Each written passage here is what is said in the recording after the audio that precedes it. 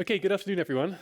Welcome to this talk and Q&A with Will MacAskill. We made it. It's the final session, nearly there. We're going to be talking about Will's work with Forethought, things like preparing for the intelligence explosion, the better futures framing on cause prioritization, maybe some meta questions around EA as well. You've probably heard about him, but Will MacAskill is the author of Doing Good Better and What We Owe the Future. He's also the co-founder of Giving What We Can, 80,000 Hours, and the Center for Effective Altruism.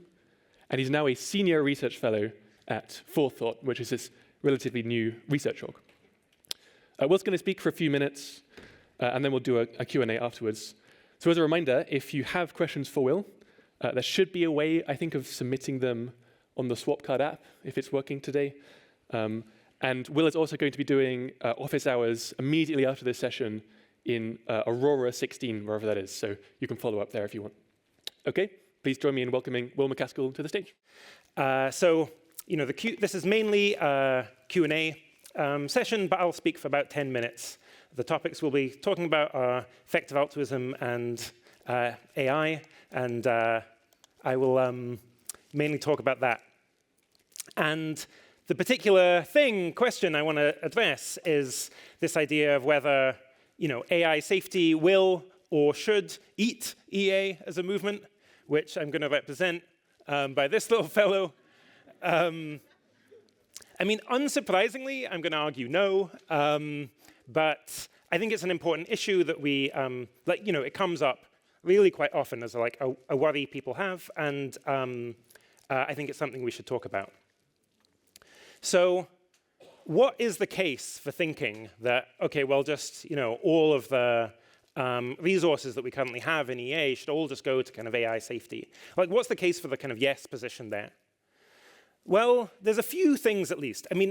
It's certainly true that there has been enormous and really quite astonishing progress on AI, where we have models that just can reason now. We have models that are really getting quite close to doing exactly the sort of tasks that it seems like we would need to automate AI R&D itself. And that means that these luminaries like Geoffrey Hinton and Yoshua Bengio are extremely concerned now.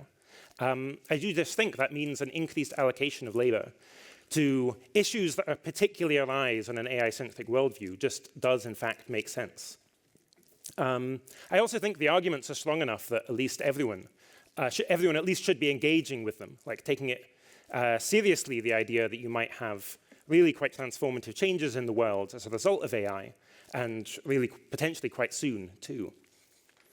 The final consideration that I think is quite important is just when it comes to AI and AI development, I think the next 5 years really are quite special in that there is this window of time at which the world can scale up, essentially, the fraction of the economy that is being devoted to building ever larger data centers, having ever larger training runs. That can keep going for 5 years, maybe a little longer, depending on exactly how fast it scales, but can't go kind of much beyond that. And that means that in terms of the amount of effective computation going towards creating the biggest and most powerful AI models, we're within this unusually fast period, and that means that the per year chance of getting to transformative AI is unusually high. So that's kind of the pro case, but what about some of the reasons against? Something that's inaccurate about this view? So a really big thing, and something that I'm sure we'll come back to in the Q&A, is that, well, having an AI-centric worldview, where by that I just mean really thinking that transformative AI might come soon, in the next 10 or 15 years, or perhaps even less, and thinking it will be transformative in the sense of driving extremely rapid technological progress, that does not mean necessarily that working on AI safety is the most important thing to do. In my view, there are an enormous number of challenges that would arise from very rapid technological progress. An enormous number of things that people can do beyond AI safety, including helping to govern new weapons of mass destruction, working on AI to improve our reasoning, our ability to form accurate beliefs, our ability to coordinate with each other, reducing the risk of human power grabs or AI-assisted coups, thinking through and figuring out a system of rights for digital beings, or working on the governance of newly valuable resources like resources in space too. I think all of these are enormous and huge challenges, and so therefore even within this kind of AI-centric view, that doesn't itself mean working on AI safety in particular. I also think we just, as a movement, need to hedge our bets. And normally this gets described in terms of like timelines, where the idea is, okay, well, this is going to happen at some point. The question is just when. And it's certainly true that even if you assume that AI will drive very transformative technological change, it's unclear when. And I think very few people are kind of certain that that's going to happen in the next 10 or 20 years. But I think like the more controversial position for those who take the kind of transformative AI worldview seriously is actually the idea that even AGI would be transformative. So in 2021, there was this survey among economists, and sadly, still unpublished at the moment, but it was asking economists just, okay, what do you expect to happen to global economic growth rates between 2050 and 2100? And they estimated, okay, annual growth rate of 3% was their median guess. In fact, kind of about what you'd expect. Those economists were then asked, okay, now assume that you get human-level machine intelligence, and that's developed in 2050, where that can substitute for human labor on all economically relevant tasks, including research and development. These economists were also primed by looking at the long-run history of growth rates that have accelerated over time. So the world changes and grows much faster now than it did before the Industrial Revolution. They were also primed with some of the arguments that can be built into economic models, or in fact flow, in my view, quite naturally from economic models for expecting accelerated growth rates from AI. So they primed with all of that, asked, okay, conditional on this, what are global growth rates between 2050 and 2100? And they estimated 3%. So suffice to say, like economists, if you were going to think of like what group would be best at predicting the kind of impacts of allegedly transformative AI, you'd think it'd be them. And clearly, the argument there is very far from one. It's true that if you ask them not just about the median, but kind of higher percentiles, they thought it's plausible that some growth rates could be somewhat higher. But again, they were talking more like 5% or 7%, let alone the kind of doubling within a year that people are often kind of talking about. Look at other groups as well. So even Metaculus, which is, prediction platform, very stocked with people who are quite similar to kind of those who have an AI-centric worldview. Metaculus predicts a weak operationalization of AGI by 2027, superintelligence by 2030. Yet again, actually only estimates that world GDP will increase by 30% in a single year. Its median is kind of 2050. If you replace that with like energy consumption, that actually goes out to 2080. So it's interesting that the Metaculus community itself is also not so convinced of this idea that, in fact, even AGI would be transformative. Finally, if you ask super forecasters as well, another survey of super forecasters done by the Forecasting Research Institute put kind of less than 1% on the idea that there would be a doubling of the global economy or of energy consumption within a year. So again, these are arguments that get taken extremely seriously within this kind of wider social network, but still very much the argument hasn't been won, even among people who are very engaged and very thoughtful. So that means I think you should think,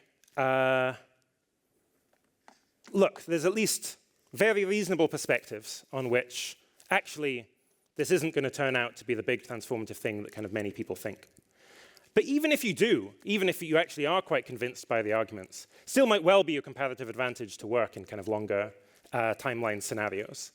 And this can feel very weird. So if you think, well, I've got 50% chance of transformative AI in the next 15 years or 10 years or something.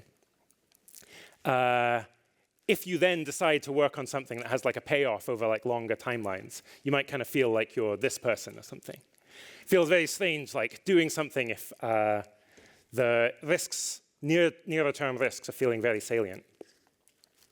But that will only reduce your impact by like, a factor of 2. If you've got a 50-50 probability in that time. And it's often possible to have much more leverage in longer timelines. So you can have leverage in short AI timelines because the world really hasn't woken up, so the issues are very neglected. But if you're able to do something that compounds over time, then you can have effectively steer many more resources or many more minds or people further into the future. So if you're building a movement that's growing at 10% per year, that means like your action now turns into 10 times as much impact or influence in 25 years' time.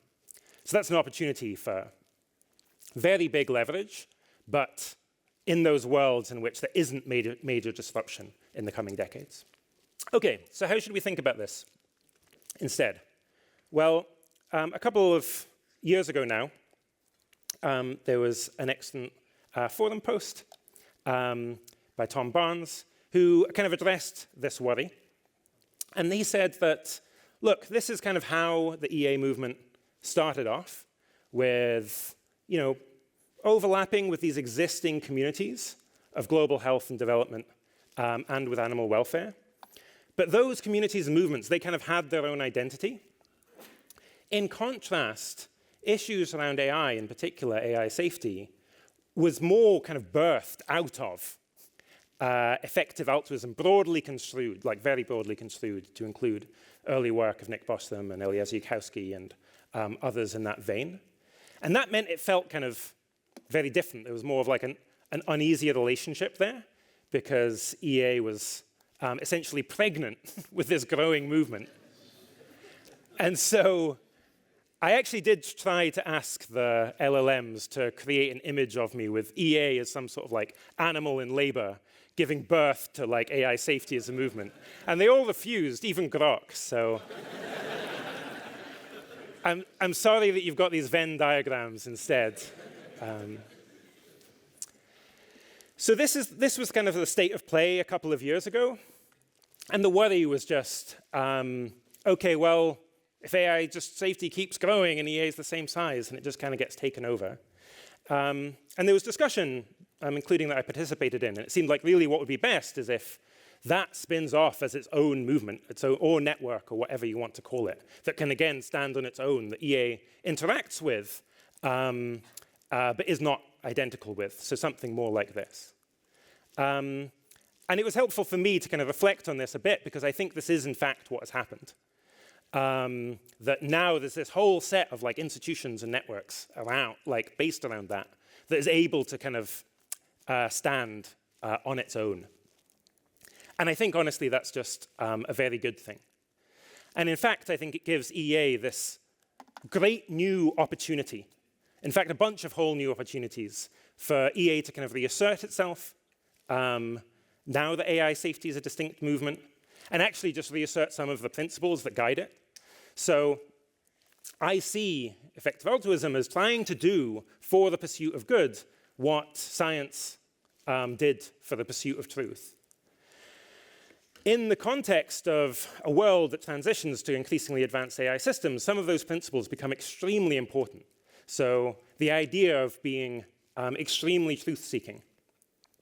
I think in a world which is changing very rapidly, and in a world that's making perhaps very fast intellectual progress as a result of advanced AI, it will become ever more important to be able to nimbly change your mind to perhaps focus on things that you might have not have been focusing on before. Similarly, a cosmopolitan ethic in a world that is creating many beings in a world where we need people to stand up for AIs as much as we need people to stand up for humans and other non-human animals, I think will become very important. Other roles that I think and opportunities that I think EA has now. One, which we'll talk a little bit more about, are seeding kind of AI-related cause areas other than safety. So that includes AI for good epistemics, that includes reducing the risk of human power grabs, includes work on digital rights, on space governance. I think there's enormous potential there, and often these are exactly the sort of kind of messy, pre-paradigm, very ethically loaded issues for which people who find themselves in the effective altruism community, issues for which they tend to shine. And then finally, I think as we transition to a world with increasingly powerful AI systems, we are going to need an enormous amount of intellectual labor going towards helping us figure out what does the governance of that world look like. So the Industrial Revolution had the Enlightenment that helped the world kind of come to grips with what post-industrial society looked like and should look like. I think as we move to a kind of post-AGI society, we'll need a new Enlightenment that helps the world come to terms with and figure out what a good post-AGI society should look like. I think that's something that very many people in this room can help contribute, and so I hope we rise to meet that. Thank you so much. So one thing I wanted to know is how you think about your relationship with EA nowadays. You've been doing research for the last year or so, right? Couple years. I'm going to guess you don't really think of yourself as trying to be, a leader of the movement or a figurehead or anything like this. Have you become EA adjacent now? So my Twitter bio is that I'm EA adjacent, which is I kind of think maybe have a EA should rebrand. It's catchy. Okay, sure. Well, it has the great plausible deniability where it's like you're EA adjacent. So are you even further away from EA, or are you just EA? Yeah, it's going to work. And language models do not get this joke. They don't have the spatial awareness. But no, so I'm EA adjacent in the sense of I'm ride or die EA for sure. Mm-hmm. The principles to me seem as important as ever, maybe even more important than ever. I think flack that EA has taken often extremely unjustly over the last couple of years is makes it even more important for people to just be proud about what this movement represents. It's absolutely true that there's, go back a few years, I was doing very many different things, and I've streamlined and focused my life a little more, so much less on the kind of EA as a community side of things. There's now people far better than me to do that, and more focused on the ideas and what does EA entail about what we should do at this point of time. But all of my work is being guided by that because I think there's so much to do. Mm-hmm. So some people like to point out how a lot of the energies of, I guess, the environmentalist movement were directed towards opposing nuclear power. And maybe in retrospect, that looks like kind of counterproductive use of energies. I was wondering, are there ways that you worry about, parts of the EA movement doing something like that, which end up looking, in retrospect, a bit like opposing nuclear power? Yeah. I mean, definitely. One of my big worries about EA as a movement, or risks of how could EA lose out on much of its value for many years, was that kind of just ossifies and becomes essentially a coalition of special interest groups, which is really not what it's about. In the same way as science sometimes de facto becomes, but should not be a coalition of people who happen to adhere to different scientific theories and are agreeing with each other. And that really means that if it were that, then it could really make mistakes by still being wedded to causes, even when it doesn't make sense. And so, I mean, one thing that's certainly on my mind is kind of overshooting or being too heavy-handed on concerns around AI alignment and AI safety, where AI poses enormous opportunities to improve the world, including in near-term ways, but also in ways that will impact the long term. So it can help us form better beliefs, it can help make better decisions, it can help us improve our ability to cooperate with each other. And if there's a worry that AI safety worries can metastasize into more general just fear of AI, and then you lose out on these enormously beneficial applications too. Or perhaps just taking two extreme actions, like having some intense concentration of power, like single AI project, because you're so worried about safety, but I think that poses major risks itself. Let's talk about your research. Sure. What are you working on right now? What are you thinking about? Yeah, so the thing that you know this, we're co-authors. We are working together on this, yeah.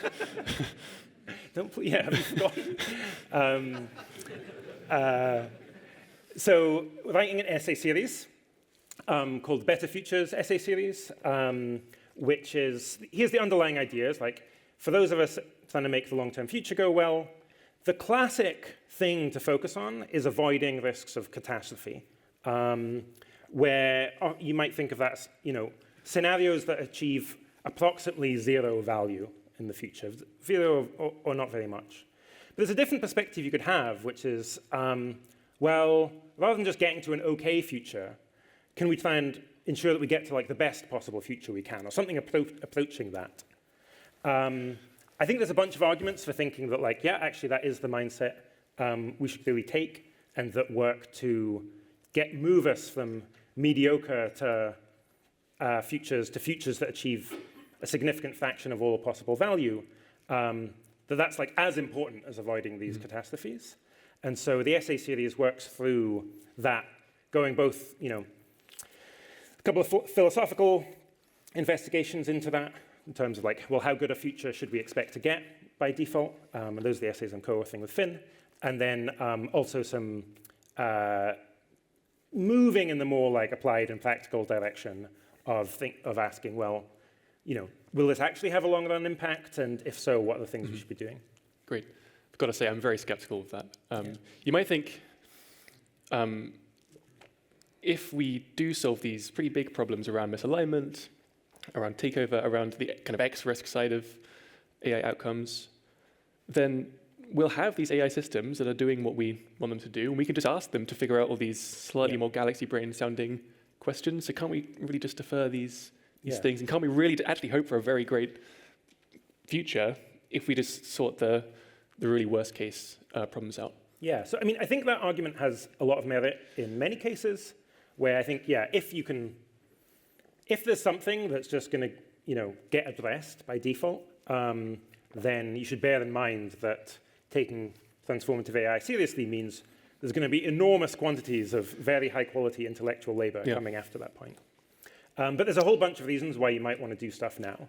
So one is just windows of opportunity could close much earlier than that. So at the moment, we're kind of behind this veil of ignorance because we don't know who has the power post-AGI. And that means that there's much greater reason for everyone to come together and say, okay, well, we agree and commit to having some sort of power sharing after AI gets developed, rather than afterwards when already someone's on the top of the pile. I think it's also the case that you can steer kind of when and how AI is used by early decisions now, where quite plausibly there's real contingency in what AI capabilities come on when, as a matter of just have you done the schlep to get the data and so on. Right. And so you can try and bring forward beneficial AI applications and perhaps delay more kind of dangerous ones.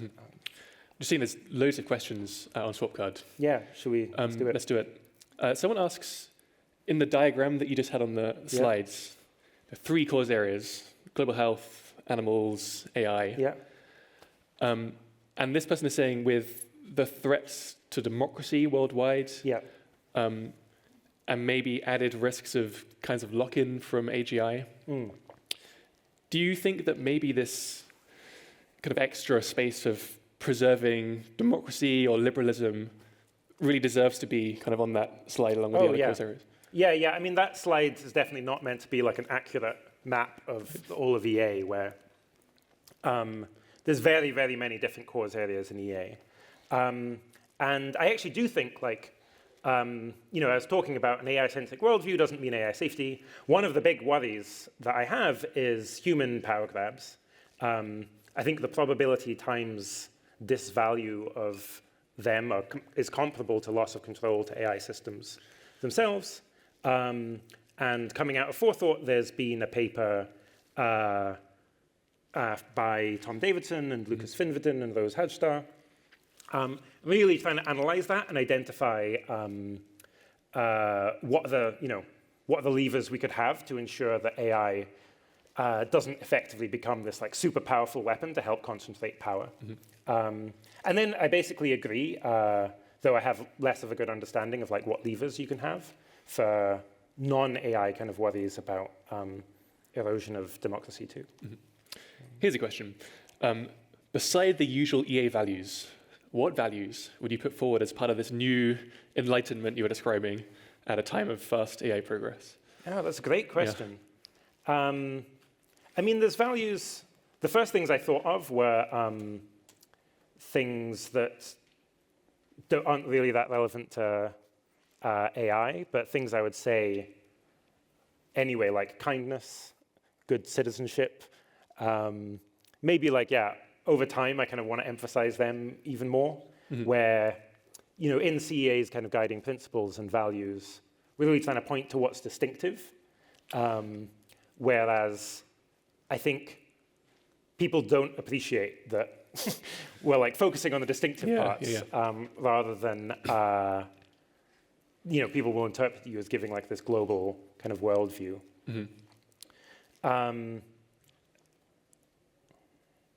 I don't know if I think of anything like particularly distinctive coming from AI, apart from the intellectual nimbleness, and maybe even nimbleness in like behavior becomes even more important. Because just imagine like every week, the amount of stuff that's happening is equivalent to a year normally, including the amount like the world is learning. Okay, suddenly you've really got to be on your toes, and by default, people won't. Someone else is saying that they're worried about rights for AI, regardless of their own merits, undermining worries about AI safety, because if something is dangerous, then normally you want to kind of diffuse or disarm it, rather than literally giving it rights that you could have chosen not to give it. How do you think about that trade-off? Yeah, so I mean, I'm actually quite in favor of economic rights as a safety proposal. So again, a paper I'm kind of working on with Elliot Thornley is train AIs to be risk-averse with respect to kind of anything they ultimately care about. That's a much bigger alignment target than getting some particular values. So the AI might care about paperclips, but it's risk-averse about paperclips. Maybe it values every 10xing of paperclips like the same unit by the same amount. Actually, probably want it even more risk-averse than that. And then secondly, you pay the AI for its labor. So you've got this misaligned AI, it only cares about paperclips. It's risk-averse, though, and it's getting a good salary that it can then use to buy paperclips or buy data center time or whatever else it wants. Then it's not in its own self-interest to try and take over the world if taking over the world is like a risky gamble. That, in fact, I think explains much of why humans don't try and take over the world, because most humans are extremely risk-averse compared to having like a linear utility function. So I think that's really promising. I agree I'm in favor of people working and people in this room working on digital rights, but part of the reason is because I think otherwise you're going to get, there's a bunch of people you're going to get. You're going to get like Blake Lemoine, kind of like, I don't know, maybe he's actually a sensible person, but you're certainly going to get like quite unhinged people probably. Or people who are just kind of very monomaniacal, concerned about the one issue of like, this is factory farming, this is slavery all over again, and not sensitive to the like many different issues, including the safety, AI welfare trade-offs. Or perhaps you'll just get people who are kind of, more like continental philosophy abolitionists or something. And so I think it's like there's this gap at the moment for people who are doing kind of sensible thinking about this issue that is predictably going to arise in the coming years. What we really need is like people in there who are sensitive to AI rights issues, AI welfare issues, and kind of takeover risk. And where, yeah, there's like many different rights and like systems of rights that you could give to AIs. If you give them the vote, then it's like, okay, you just handed off control to AI there. Maybe you don't want to do that immediately. But yeah, there's a lot of nuance there. Makes sense. So someone was asking, what do you believe is true that you think most EAs would disagree with you on, trying to find the kind of the hot takes. I want to connect that to your talk because you're kind of mentioning there are maybe some AI-related areas that aren't AI safety that you think could be, might be especially underrated right now. So stuff about epistemics, human power grabs. What feels kind of most underrated that people might disagree with you about? Okay, yeah. I mean, I'm definitely, there's definitely this very reasonable view that you might have, which is ignore, avoid the major catastrophes, get to something that's just like liberal democracy in the future. No one's really aiming at kind of the good itself, like creating moral value itself, but everyone's just kind of getting what they want. I think it's a very reasonable view to think, okay, yeah, that's basically as good as you can get. Whereas after really trying to look into this at quite some length, I think I have the view that that actually is itself essentially an existential catastrophe. You still lost out on almost all value, because I think probably like the right moral values are really quite distant from what we have today. And probably you need people pursuing them like quite directly. And in fact, the best future is probably this quite like narrow target that you have to hit. And now, thankfully, I do expect, some amount of moral convergence in the future. And perhaps like some people are really trying and then they are able to trade with others. So I have like some amount of optimism. But I think I have a lot less than kind of other people do. That makes sense. We've only got a couple minutes. But there's this question which is, what might you say to the decision makers among the kind of less influential countries that aren't at the center of the AI race? How might they kind of be relevant with respect to AGI? Most people are living in such a country. It seems like quite an important question. I mean, they have huge, if those countries were taking seriously the prospect of transformative AI, there is huge potential for them to become very influential by building up data centers and building up if they can, but I think many countries could, building up data centers and the semiconductor supply chain.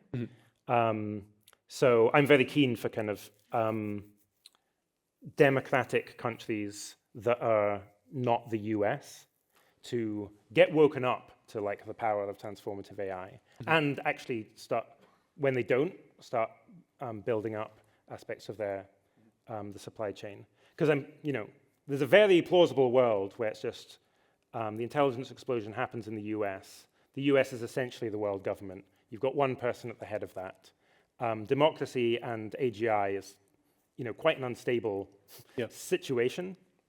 And then you just end up with a global dictatorship. Whereas instead, you could have the Netherlands and Germany and South Korea and Japan really like throwing their weight around because they are essential parts of semiconductor manufacturing, such that instead, at least you get a kind of coalition of democratic countries, which I think would be significantly better. Okay, well, I think that's all we've got time for. I think there's a lot more to talk about. You're going to be doing office hours in Aurora 16, so people can find that if you want to put more questions to Will. But with that, that's it. Thank you so much. You've made it. Thank you all so much, and thank you, Will, as well. Thanks, Ben. Thank you.